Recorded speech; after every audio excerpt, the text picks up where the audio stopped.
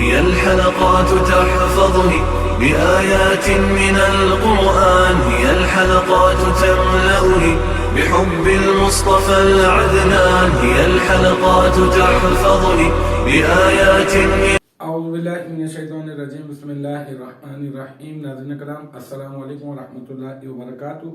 انشاءاللہ تبارک و تعالی آج ہم لوگ پڑھیں گے النحو الکبیر کا سبق نمبر 14، اور اس سبق نمبر 14 کی ہماری یہ ہے 5ویں کلاس، پارٹ نمبر 5 ہے۔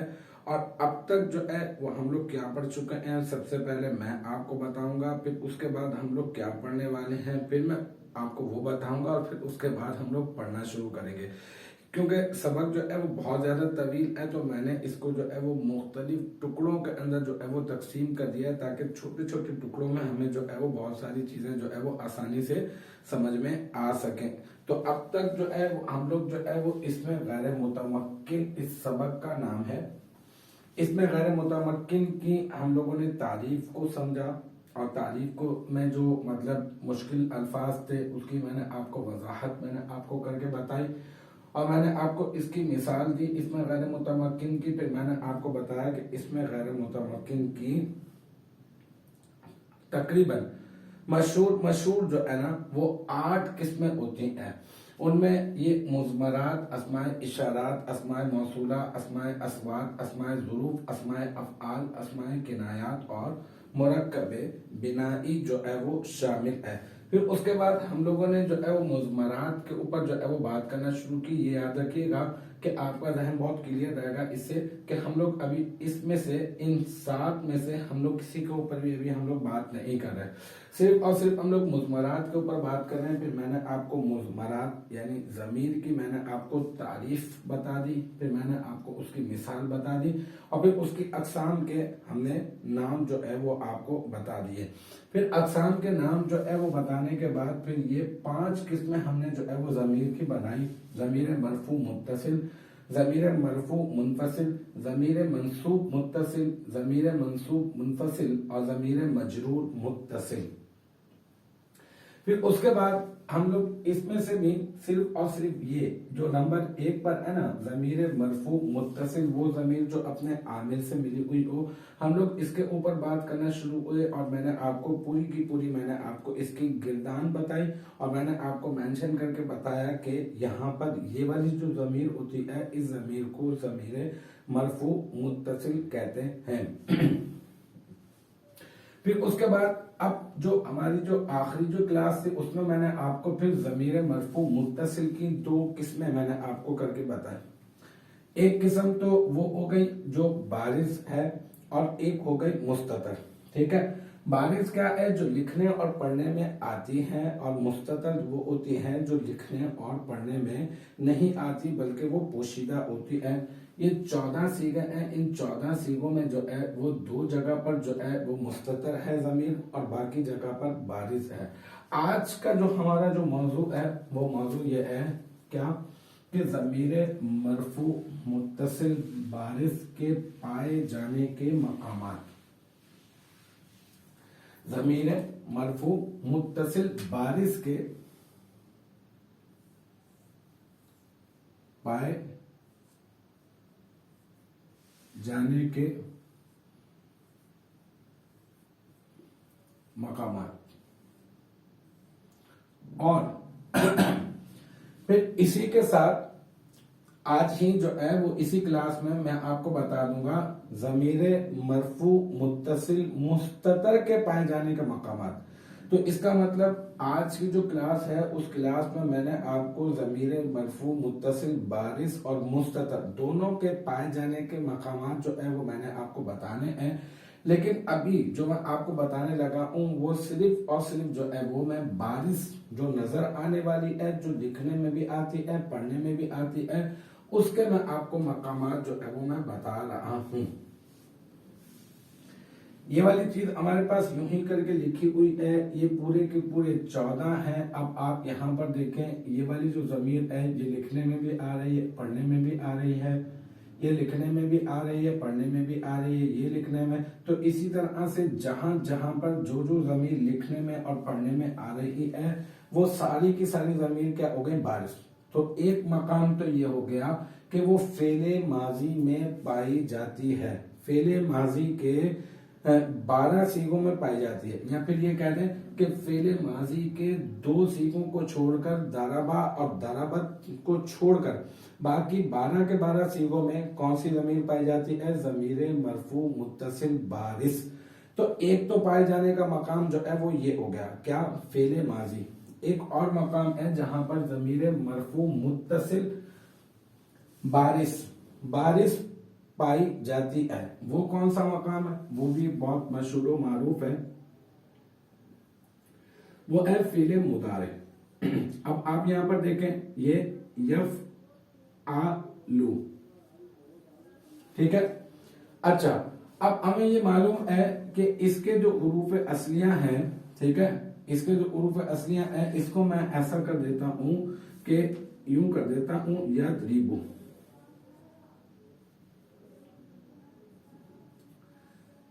یضربو۔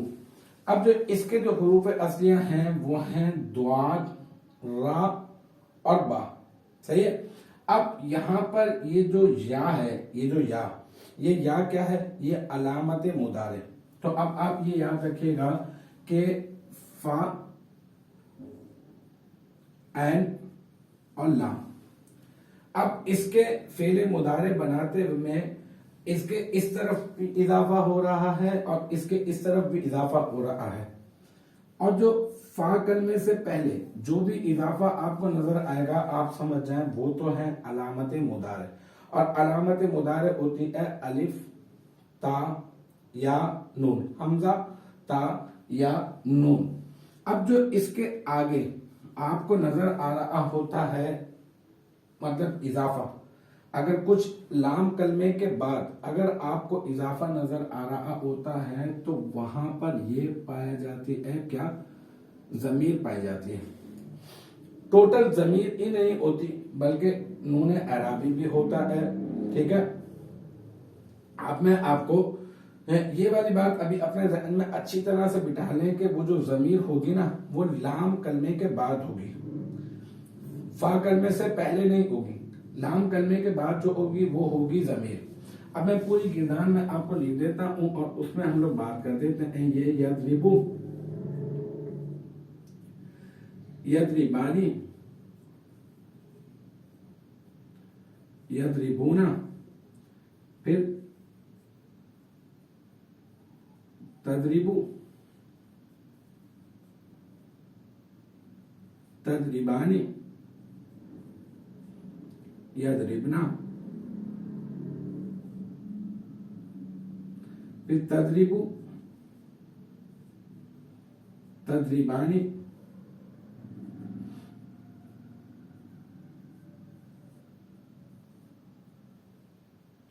تضربونا، پھر تضربینا، تضربانی،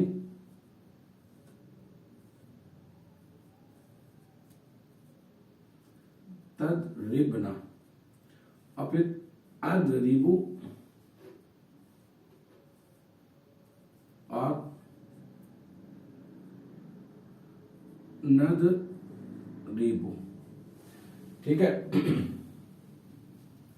اب میں یہاں پر دوسرے پین کا بھی استعمال کرتا ہوں تاکہ اور آسانی سے بات سمجھ میں آ جائے، ٹھیک ہے نا؟ اچھا،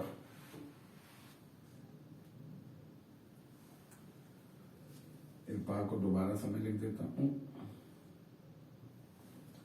اب یہاں پر آپ دیکھیں میں نے کہا کہ فا، عین، لام کے آگے جو ہوتا ہے وہ اکثر جو ہے وہ ضمیر ہوتی ہے، لیکن یہاں پر یہ ایک آپ کو پیش نظر آیا، یہاں پر بھی ایک پیش نظر آیا، یہاں پر بھی ایک پیش ہو گیا، یہاں پر بھی ایک پیش اور یہاں پر بھی ایک پیش، یعنی یضربو، تضربو، تضربو، اضربو، نضربو، ان 5 صیغوں میں تو آگے کچھ بھی اضافہ نہیں ہے، تو کیا اس میں ضمیر نہیں پائی جا رہی؟ نہیں، وہی حساب کتاب ہے کہ ضمیر جو ہے یہاں پر پائی جا رہی ہے، یہاں پر بھی ضمیر پائی جا رہی ہے، لیکن یہاں پر جو ضمیر پائی جا رہی ہے وہ ضمیر مستتر ہے، چھپی ہوئی ہے، کیونکہ پہلے جو یا ہے وہ علامت مضارع ضاد را با اس کے حروف اصلیہ، تا علامت مضارع ضاد را با اس کے حروف اصلیہ، تا علامت مضارع ضاد را با اس کے حروف اصلیہ،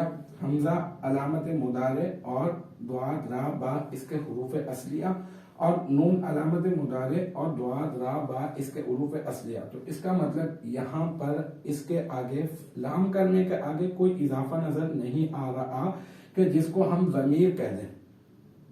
تو یہاں پر ضمیر پائی تو جا رہی ہے، جیسے کہ یہاں پر بھی، یہاں پر طلبہ میں بھی ضمیر ہم نے کہا تھا پائی تو جا رہی ہے لیکن چھپی ہوئی ہے، تو بالکل اسی طرح سے یہاں پر بھی ضمیر پائی تو جا رہی ہے لیکن یہاں پر ضمیر جو ہے وہ چھپی ہوئی ہے۔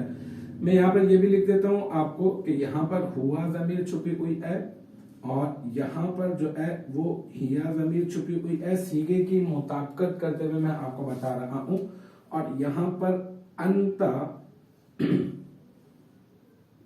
انتا ضمیر چھپی ہوئی ہے، اور یہاں پر انا ضمیر چھپی ہوئی ہے، اور یہاں پر نحنو ضمیر چھپی ہوئی ہے۔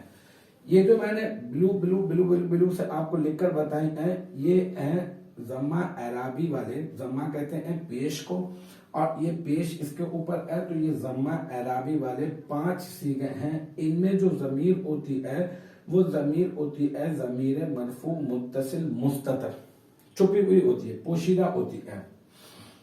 باقی آپ ادھر آ جائیں، یہاں پر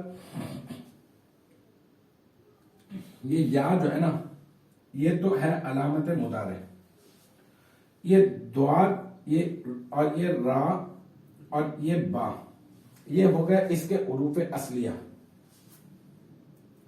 اور یہاں پر یہ جو الف آپ کو نظر آ رہا ہے یہ الف ہے ضمیر، یہ جو اس کے آگے نون ہے، یہ جو نون ہے یہ کیا ہے؟ اس کے اوپر میں آپ کو بات بتاؤں گا ابھی کہ یہ نون کیا ہے۔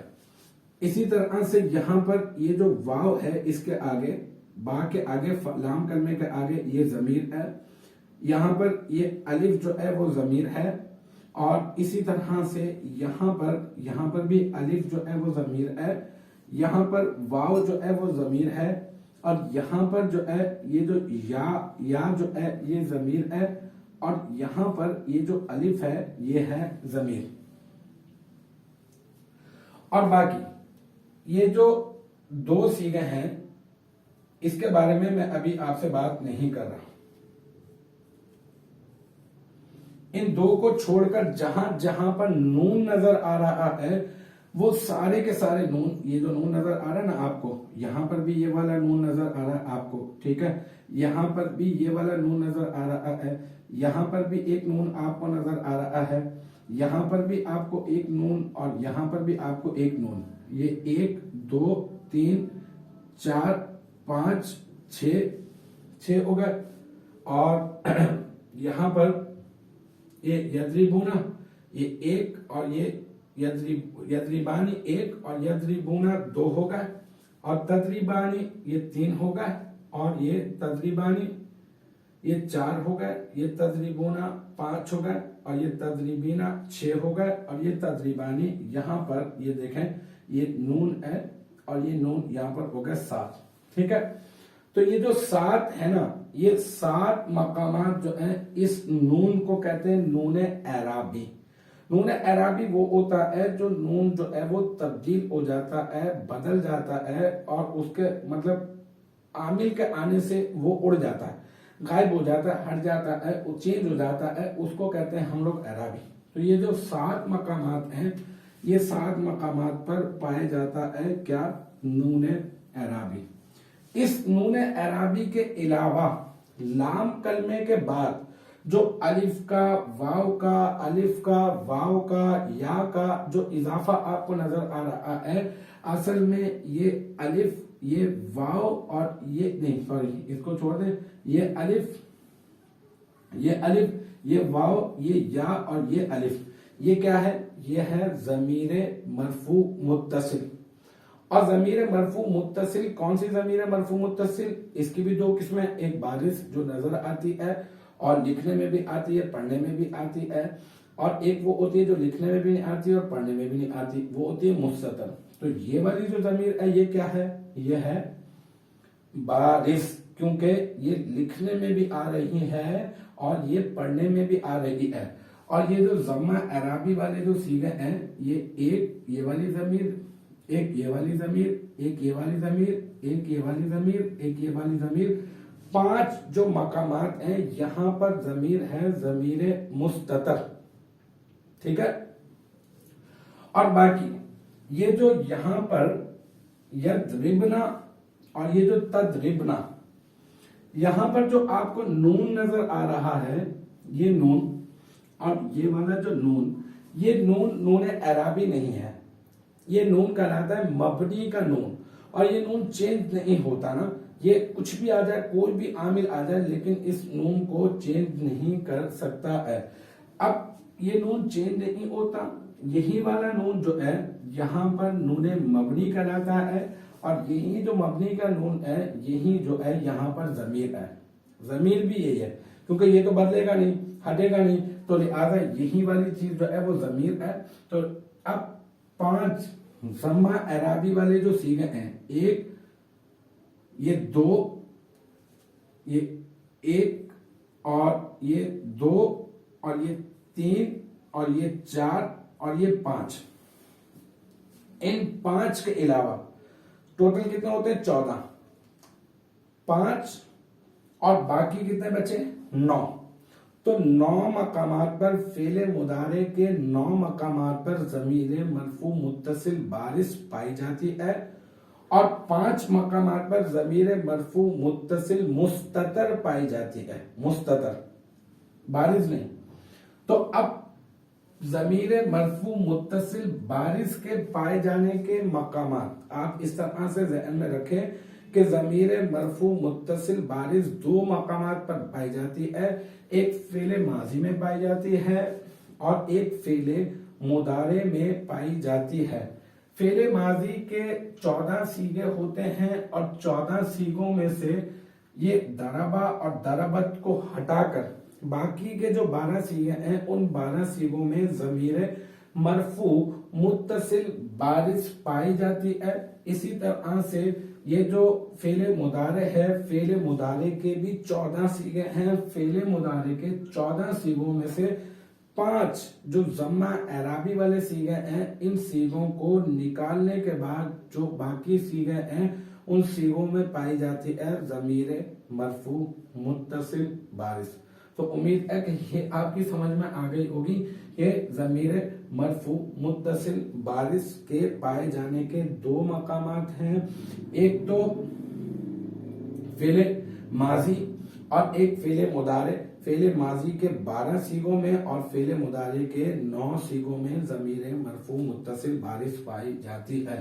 تو چلیں اب چلتے ہیں، میں آپ کو بتاتا ہوں کیا ضمیر مرفوع متصل مستتر کے پائے جانے کا مقامات، اس کے اوپر بتاتا ہوں آپ کو.